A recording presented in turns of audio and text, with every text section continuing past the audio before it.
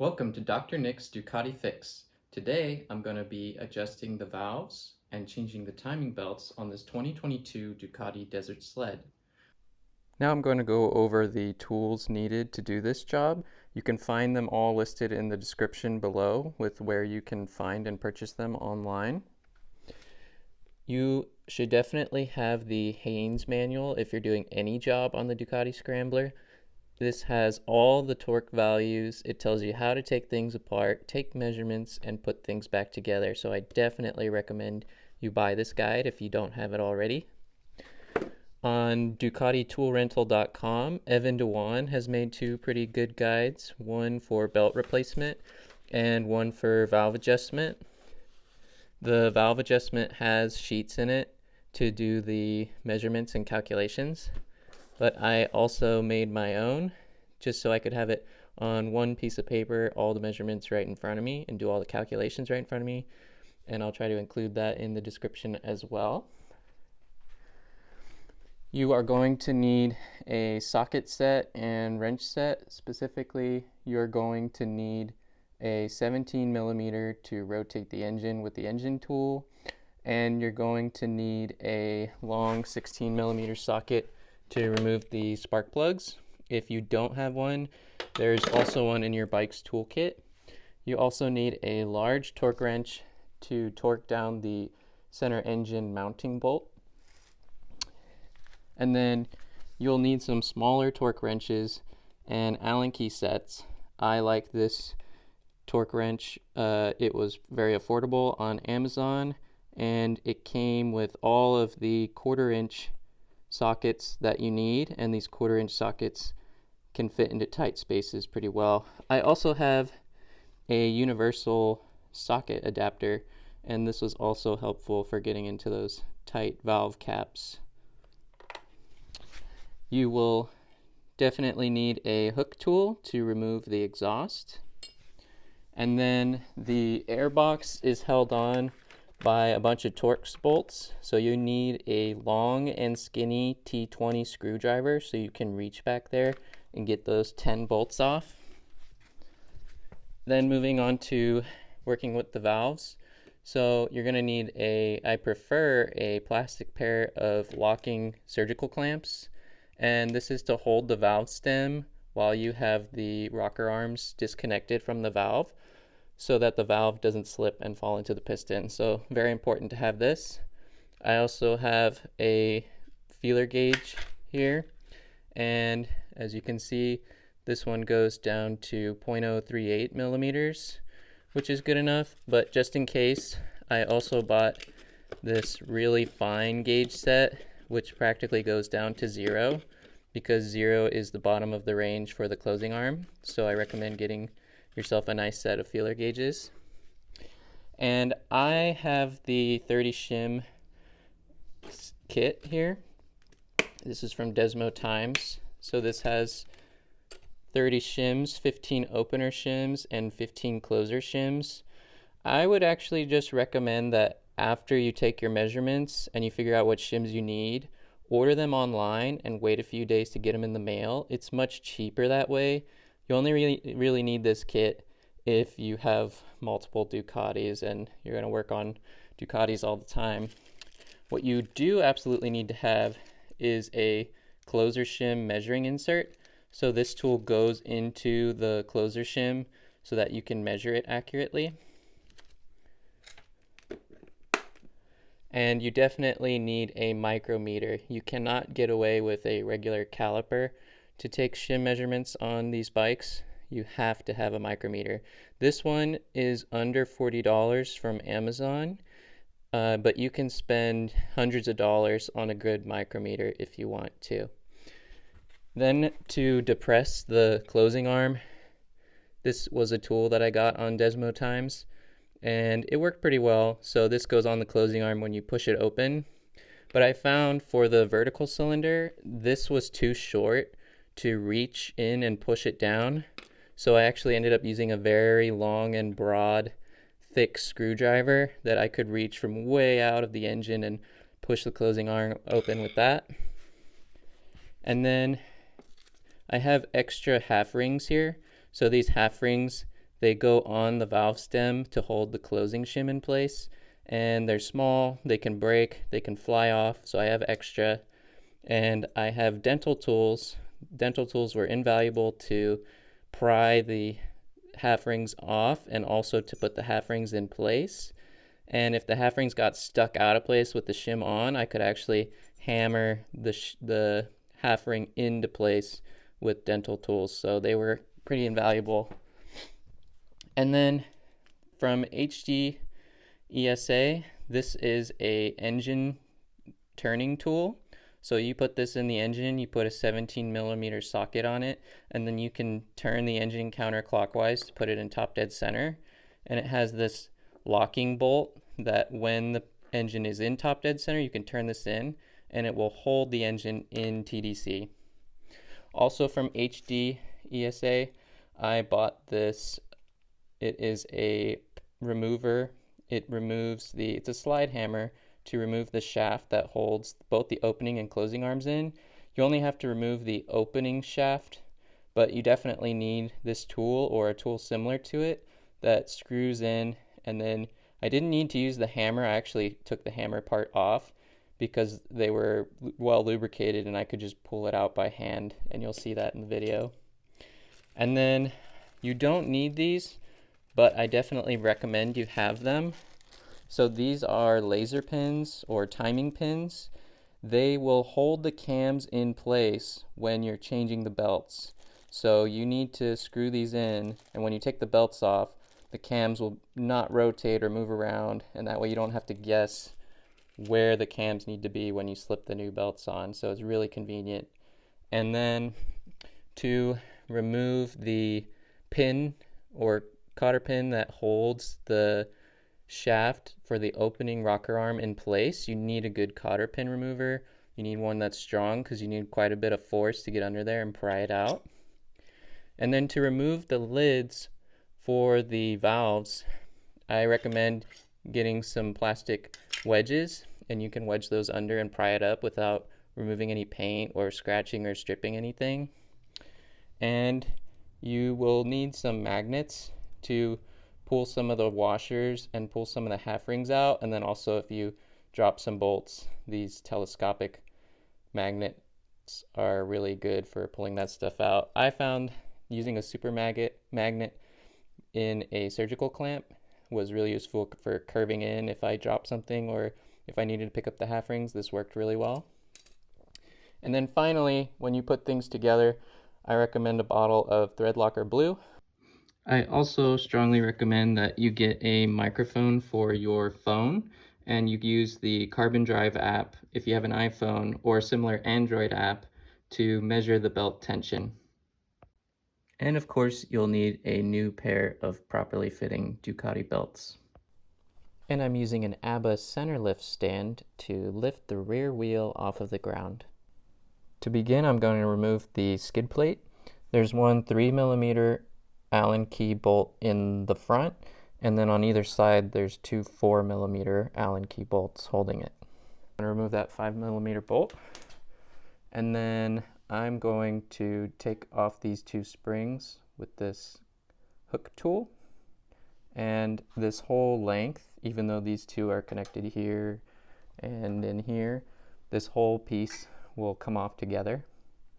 And then I need to remove this part of the exhaust, so I'm going to remove this piece and slide it out. So we got the exhaust off in 3 pieces, and I had to remove the heat shielding to get clearance past this center engine bolt. And just remember, when we're doing this, every time we remove a bolt, we're putting it back where it belongs. That way we don't have to guess or look at a parts manual when we're putting it all back together. Now we're going to remove the belt covers and take out these 5mm Allen bolts. So I got those 5 bolts out, and the belt cover, the top one comes right off, but the lower one can't make clearance past the aftermarket engine guard that I have on it. So if you have a similar one, you need to get this one 4mm bolt out. Then this is just on rubber grommets. It comes right out. and you're going to take off this clamp, and I'm going to have to take off these two bolts, and then we don't have to remove the center engine bolt. I'm just going to loosen it, and doing all that, we'll let this just drop down, and it'll be out of our way for when we're trying to get to the top of those valves too. So I got the engine guard off, but unfortunately it looks like this belt cover will not fit past this front exhaust. I was able to get out the front belt cover after removing the oxygen sensor and then just loosening the 10mm nuts holding on this front exhaust. And now is a good time to inspect your belt rotors and make sure there's not a ton of rust coming out of them, or else you'll want to order some new ones, because if you don't, they can also cause the belt to wear quickly. So now that we have the belt uncovered, we're going to move up to the top of the bike and remove the seat. To remove the battery, we're first going to remove these two 5mm Allen bolts, and then we have to get this rubber strap off the cover. And to do that, we're going to push the ECU pin out, and there's another white wire in the way. Just pull that so it's not in the way, and then it's got this rubber lip on it, and you just have to push it down, and there's a hook down there that you have to get it off of.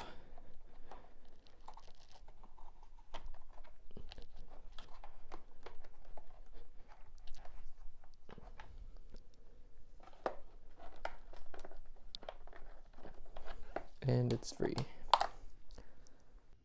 Now I'm going to use a long Phillips screwdriver or 10mm wrench to remove the terminals.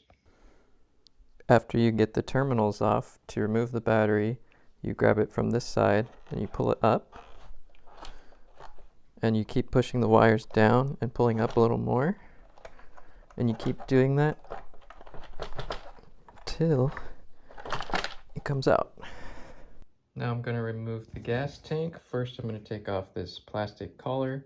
It's held on by 4 rubber grommets that you just pull out of. Be careful because the rubber grommets come right out of the tank really easily, so try to watch where they go or catch them. After pulling the front collar off, we need to remove these 8mm bolts on the rear part of the tank.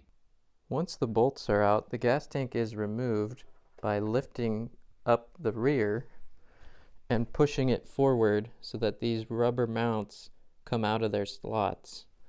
Once you have the gas tank loose, we're going to pick up the rear and slide a piece of wood underneath it to give us room to unhook the lines. Now that we have the gas tank suspended, we can look underneath it to see that we have 4 different things we need to remove.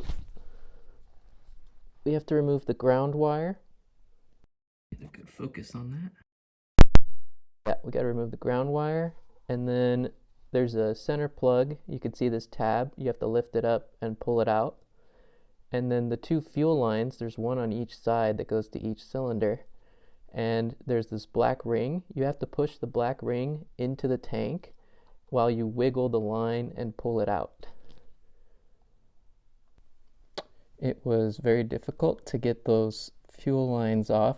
You had to, with one hand, push the black ring up with 1 or 2 fingers, and with the other fingers you have to wiggle the fuel line back and forth as you pull it out, and you just have to keep doing it for quite a while until it comes.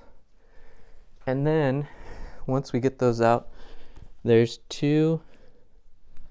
Let's see if I can move it here.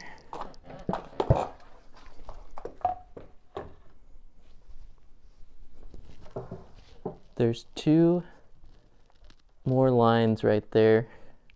They look like air lines, and they just pull right out. There's nothing holding them in. They're just really tightly slid over, so you gotta pull and wiggle them off.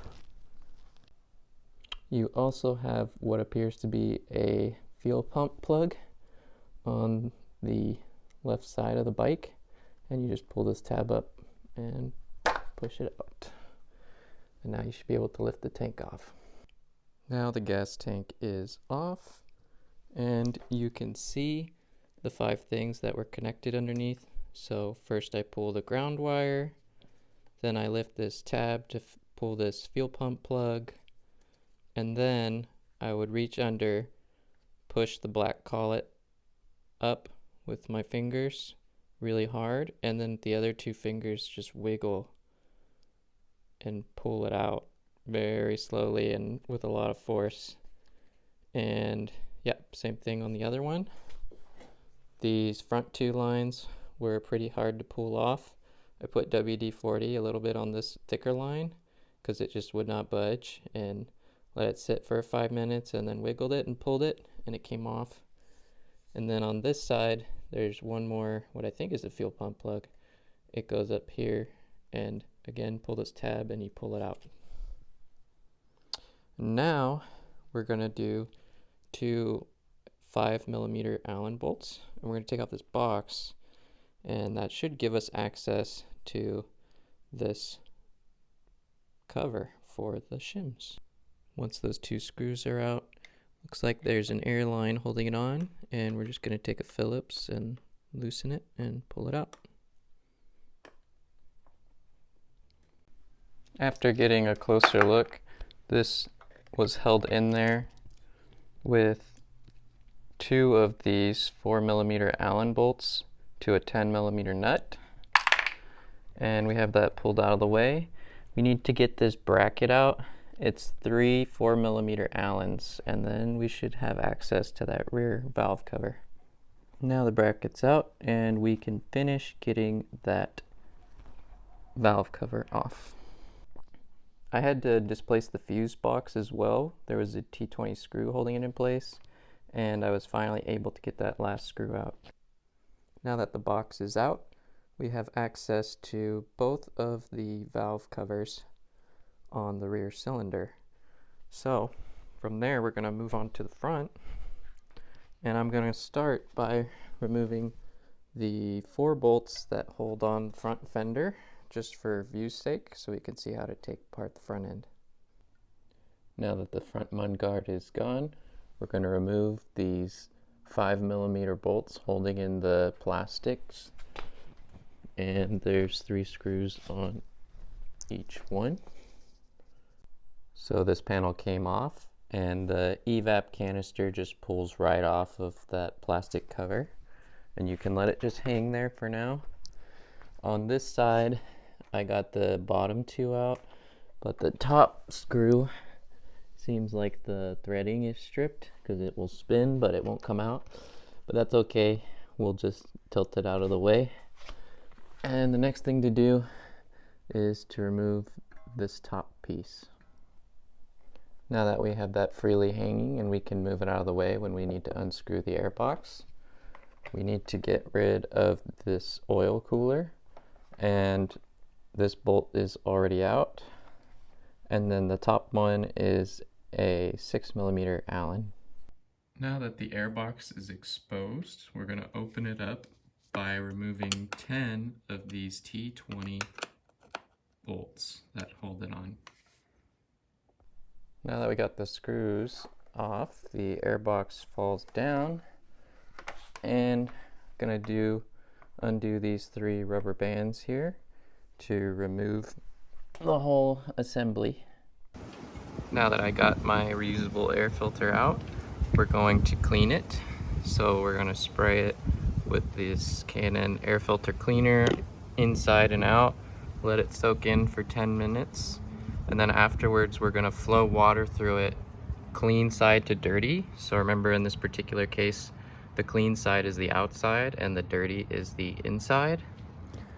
And then we're gonna let it dry, and once it's dry, we're gonna cover it with a layer of air filter oil. Going to use a 5mm Allen to remove these 4 bolts holding the cap on. Now I'm going to use a plastic wedge to pry it open. Now we have revealed the opener rocker arm, the opener shim, the closer shim, and the closing rocker arm. To start, we need to measure the gap between the opening rocker arm and the opening shim, and the gap between the closing shim and the closer rocker arm. At this point, before you take any measurements of the opening and closing gaps, make sure that the valve is all the way up before you take any measurements. So for the horizontal cylinder, this is conveniently at top dead center, but for the vertical cylinder intake valve, you need to rotate the engine out of top dead center, rotate it counterclockwise, and just watch the valve move up and down. And you want to measure it when the valve is all the way up, or in other words, the valve is all the way closed. And this opening rocker arm, at that point, it should wobble back and forth a little bit, and it should be loose. If it's not loose, your shim is likely too tight. But however you do it, if you're going to measure the opening gap and the closing gap, you only measure them when the valve is completely closed. Use a set of feeler gauges to measure the gap between the opening rocker arm and the opening shim. It shouldn't take more force to push it through than you would a bookmark through a closed book. For me, 0.33 is too hard, and 0.28 millimeters is just right. So my clearance is 0.28 millimeters. To measure the closing shim gap, use a tool to push the closing rocker arm open while you fit the feeler gauge underneath the shim. For here, I'm getting 0.10 millimeters.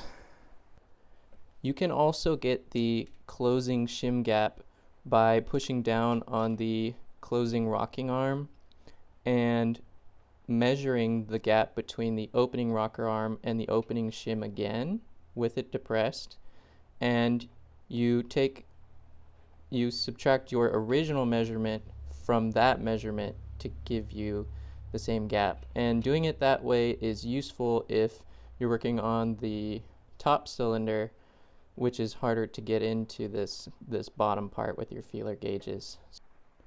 Now we need to write those values down. So for the opener measured clearance, 0.28 millimeters. And for the closer shim gap, I got 0.10 millimeters. Now we need to get access to the opening shim. To do that, we have to remove this clamp that's on the shaft, and we need to use a cotter pin remover to get in on it, and either turn away or wear goggles, because when you pry this off, it will go flying. Now we need to remove this cap. Go ahead and remove the center bolt first. We're going to need that out when we're adjusting the belts, and I'll show you why when we get there. And then take out these two 5mm Allen bolts to remove the cap. Now the cap just pulls off. We're going to need to pull off this top axle to remove the opening rocker arm. Be wary that there are two washers in here, so slide them both to the inside so when you start to pull it, they don't fall off. If they do, it's not the end of the world, they'll just fall through the other side. And I'm going to use a slide hammer. This tool screws into the axle, and I don't need to screw it all the way in. And I'm going to pull it open. And then before I pull it all the way through, I'm going to use my magnet. So here I have a super magnet on a clamp, and I'm just going to use it to grab the washers and pull them out. There we go.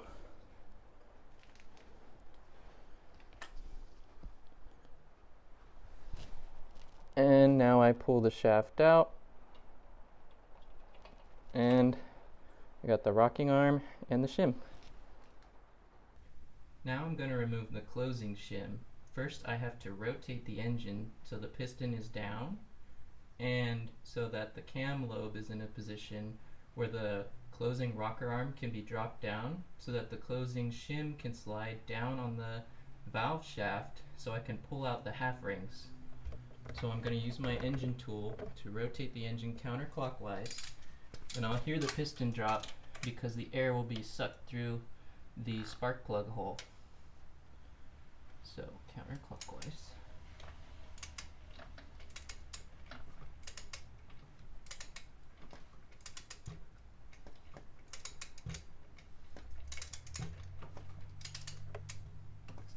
There we go, the air is being sucked down.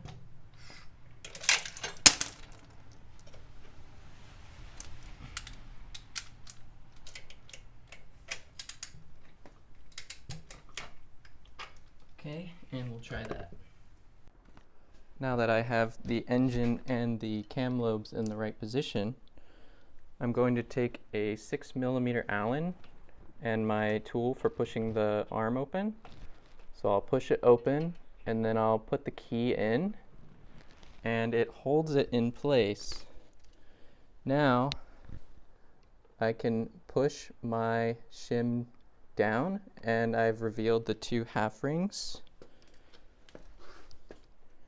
and I'll use a magnet to pull the half rings off.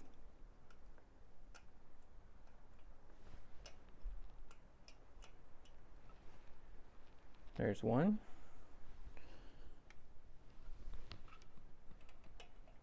And there's two.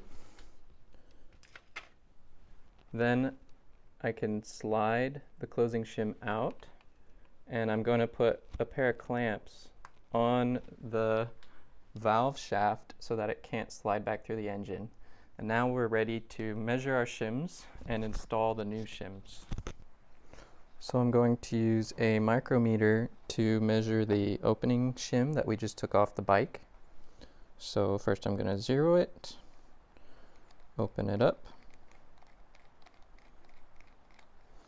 and the opening shim just fits right in it. And then we'll close it.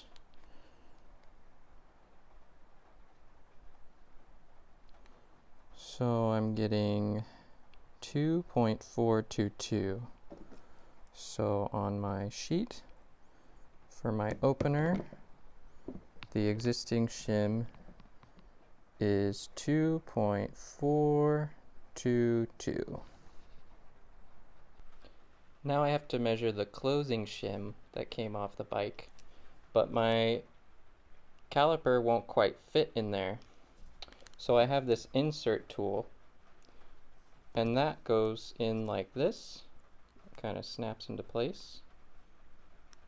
There we go.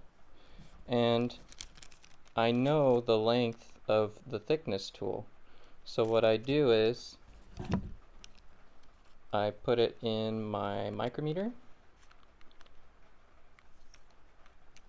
and I record that value, 12.949, and I subtract the known thickness of that measuring tool from what I got. So we got 2.94, and we'll write that right here, 2.94. Now that we've got all the measurements needed, we're ready to do the math. So for the opener shim, we measured a clearance of 0.28 millimeters. We need to subtract both the max and the min allowance at the factory from this number. So 0.15 from 0.28 gives us 0.13 for the max. 0.1 from 0.28 gives us 0.18 for the minimum. And then we need to average these two numbers. So 0.13 plus 0.18 divided by 2 gives us 0.155. Then we add this value to the existing shim off the bike that we measured. And so 0.155 plus 2.422 gives us a shim needed of 2.577. Now, the shims only come in 0.05 increments, so we need to choose one that's slightly off from that value. What helps us make that decision is the fact that the opening shim clearance, it wears in the direction of getting tighter. So over time, it's going to go from this 0.15 to 0.1. So I'm going to choose a 2.55 millimeter shim. And if you take this value and you subtract the existing shim minus the chosen value and add that to the measured clearance that we had, it will give us, or it should give us, a new gap of 0.152. And that's acceptable because it's going to get tighter as it wears. So it will go into this range and it'll give us the maximum time of favorable valve clearance. For the closer, we do the exact same thing. So we measured 0.10 millimeters. We subtract the max, 0 from 0.1, 0.1. Then we subtract 0.05 from 0.1. We get 0.05. We average those two numbers, 0.1 plus 0.05, divided by 2 gives us 0.075. Then we add this number to the existing closer shim that we measured. So that was 2.94 plus 0.075. So we need a shim around 3.015. Again, the closer shims come in 0.05 increments. But unlike the opener shim, when the closer shims wear, they gain space. So we want to choose close to 0. So if I choose a shim that's 3.05, it'll give us a gap of negative 0.01. So it's practically 0.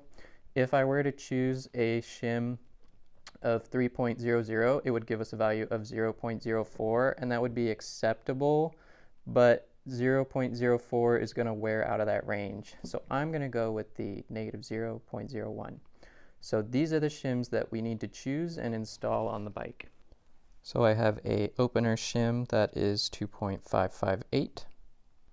And then my new closer shim here, it's supposed to be a 3.05, but it's measuring out, remember this is minus 10 to make up for this tool. So it's measuring out to a 3.02. The 3.02 is better though, because now we're getting it in the 0.02, the new gap should be 0.02 millimeters. So we're going to go ahead and use this one. Now we're going to install everything exactly how we took it apart. So we're going to unclamp the valve and we're going to make sure it's not slipping around. We don't want it to fall into the piston. Then we're going to take our new closing shim and we're going to carefully slide it on. Now we need to put the two half rings on. You want to make sure that the half rings sit in their groove on the valve stem very well. And just take your time with this.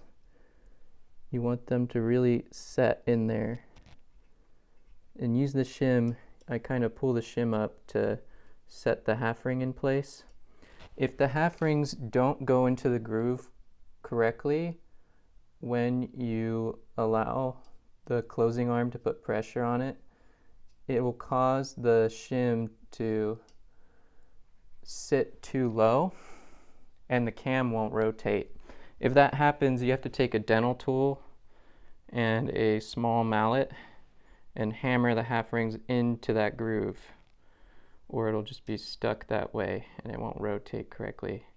So I'm not going to loosen that closing arm until those half rings are sitting in the groove correctly. I'm going to use this dental tool. There we go. So these are set pretty well. There you go. Nice. So it's all set together. Now I'm going to take my tool, push the closing arm open, and pull this Allen key out, and then let it out. And there we go. Now I'm going to rotate the engine and the cams back into top dead center. And I'm moving counterclockwise and watching the mark. And listening for the piston to come up. I can hear the air coming out of the cylinder, and I can feel it with my finger. Now before I put the opening shim on, I'm going to check the closing shim gap. So I'm going to push it open with my tool, and it is just above 0. So perfect, we can move on and install the opening shim and opening rocker arm. Now I'm going to put my opening shim on the top of the valve stem.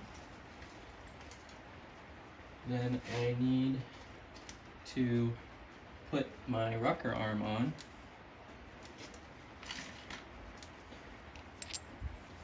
So this end goes on the shim and this end goes to the cams, just like that.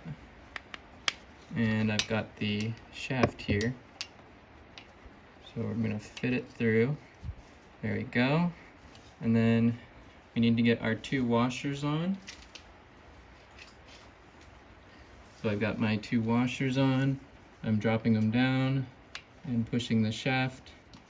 So both of them are now on the shaft. I'll put that up so you can see it. So my washers, both of them are there.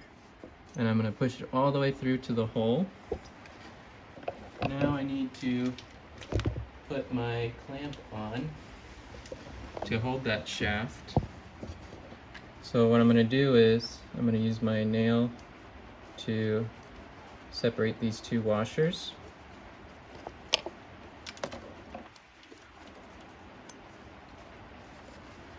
And while I'm pushing in the shaft with one hand, let me put this down where you can see it. Pushing the shaft with one hand, I'm going to put the clamp onto the shaft in between the 2 washers.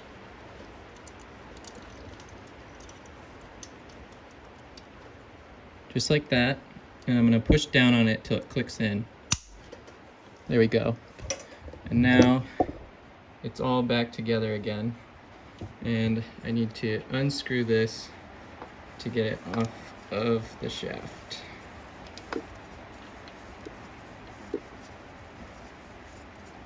Oh, try not to pull it out, of course.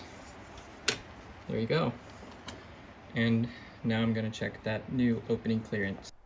And the 0.15 millimeter feeler feels just about perfect. So we're exactly where we need to be. So now we can cap it, and we gotta do all the other valves the exact same way that we just did this one. The intake valve on my vertical cylinder, the opener shim gap is so tight that I can't even fit my smallest feeler gauge between it. So there's essentially no gap. So what I'm going to have to do is I'm going to have to remove this opener shim, and whatever size it is, I'm going to have to subtract 0.15 from it, put it back in, measure it again, and then if I get clearance, then I can go from there and do the process over again until I get the gap that I need. This double screw combo piece that holds the exhaust oxygen sensor in place, this little springy bracket, it goes on the top left corner of the horizontal exhaust valve cover.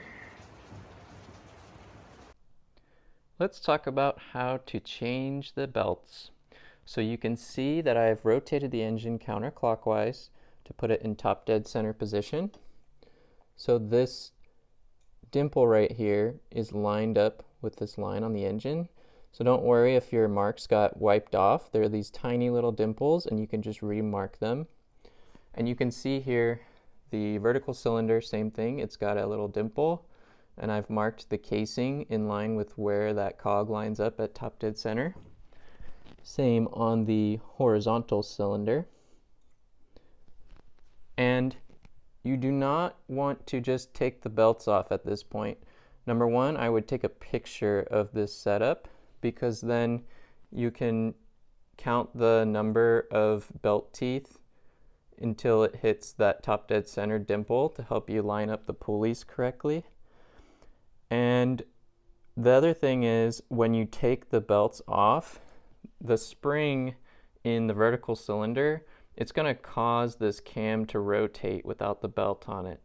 And it's not impossible, but it's difficult by hand to rotate that cam back in position when you're putting the new belt on. So a solution to this issue is that you can buy these timing pins, and the timing pins go on the other side of the engine, and they screw in. There's little divots in the other side of the cam, and it will lock the cogs in position so that they won't rotate while you're changing the belts. So I'll go to the other side of the engine and show you how to put them in. So we have the cap to our cam. Try not to drop that in the spark plug hole. And inside of there, I can tell that it's perfectly lined up because you can see it right there. There's a lip in there where if the cam is not in top dead center, there won't be a deep hole there. It'll be blocked by the rest of the cam. You can see it in the portion of the video where I'm doing the valve adjustment. So we take our timing pin, and it will only screw in all the way if it's lined up correctly.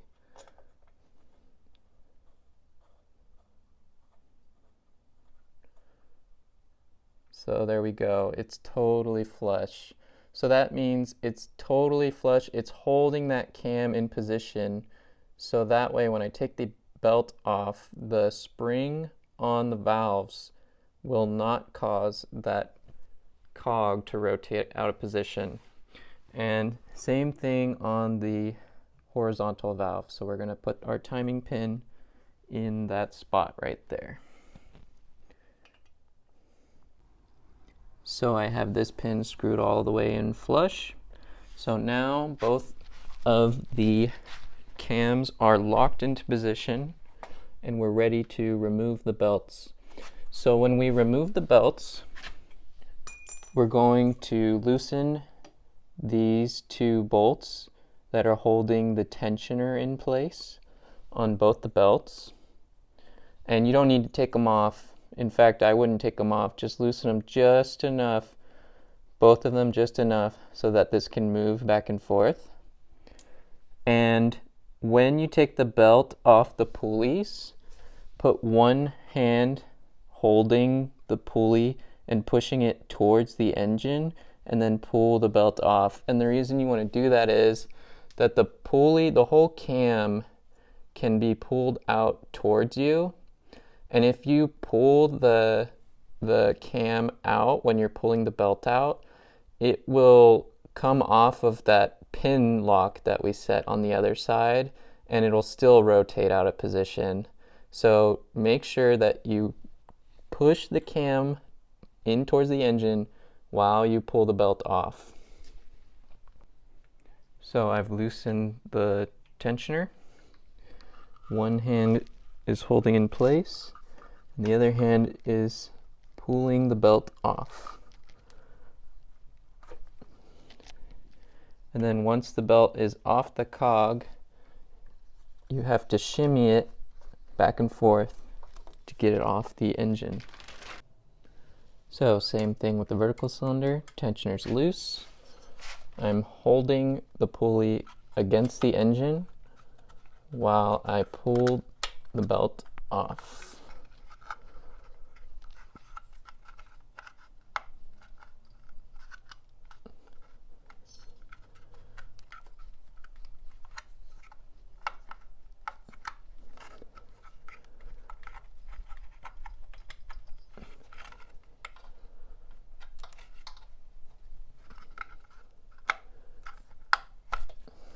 And there we go. And again, we are shimmying it all the way off of the engine. And now we're ready to install our new belts. So the new belts, same thing. You just put them on and shimmy them back into position.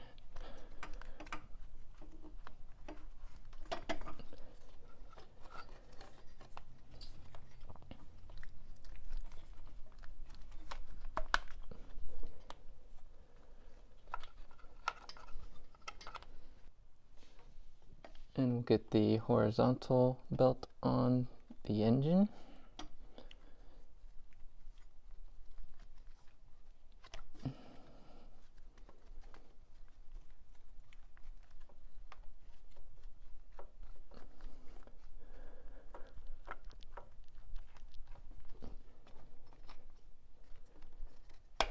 Okay, and now I'm going to first work the horizontal belt back on to the cam.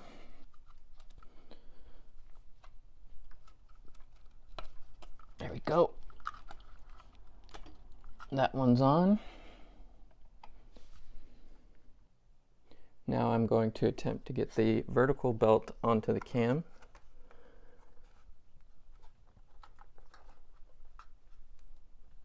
And it is very difficult, but it looks like we got it. So, before I begin tensioning the belts, I'm going to check the picture that I took before I took the belts off, and I'm actually going to count the teeth. And it may be a bit excessive, but it is very important that these belts are on the cams correctly. So I'm going to go ahead and do my count, and then I will move on and show you guys how to tension the belts. If you're having a really tough time getting the belt around the vertical cam pulley, what you can do is you first get the horizontal belt on, and then you push as many teeth onto the belt as you can on the right side here. And then you have to go to the other side of the bike, hold the belt onto the teeth, remove the 2 timing pins while you're still holding it on the bike, and rotate the engine counterclockwise. And while you're holding the belt, it will rotate into position and it'll slide in better. This particular cam pulley can be a real pain, so just be patient with it and make sure you get it right. And also, if you happen to have the pulley come out and you lose that timing pin, what you can also do is you can remove the cap on this side. Remove the cap with the timing pin still in it, and you take this cap out and then you reinsert it where the pulley marking is so that it slides in, and you can rotate the whole cap with the cam and put the bolts in to hold it in place, and that'll get your pulley back in that top dead center position. And just keep trying it till you get it on there. So I've removed the pin on the other side, and at top dead center the horizontal pulley is loose, so I'm going to tension that belt first. And to do that, I have it set up where I have the microphone clipped right underneath the belt where I'm going to strum it, and then I'm using the Carbon Drive app, and you can see it's measuring the frequency of my voice right now. We need to get to 110 hertz. So with one hand, I'm going to tighten the belt, and with the other hand, I'm going to flick it. And then once I'm at 110, I'm going to hold that tension, and I'm going to tighten our tensioner with the ratchet. So let's go ahead and give it a try.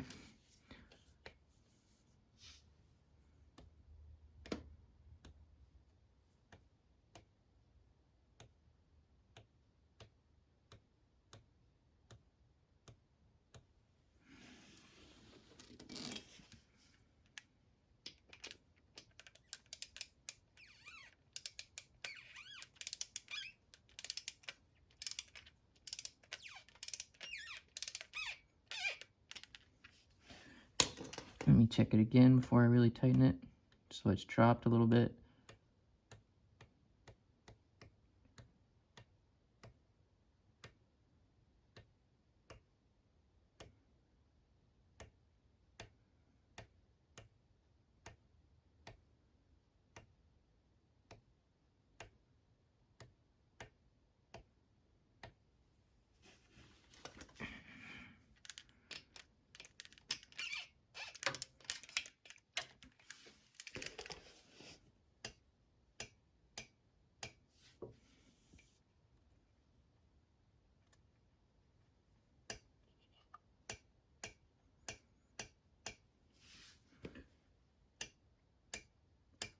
I'm at 111, so I'm right about there.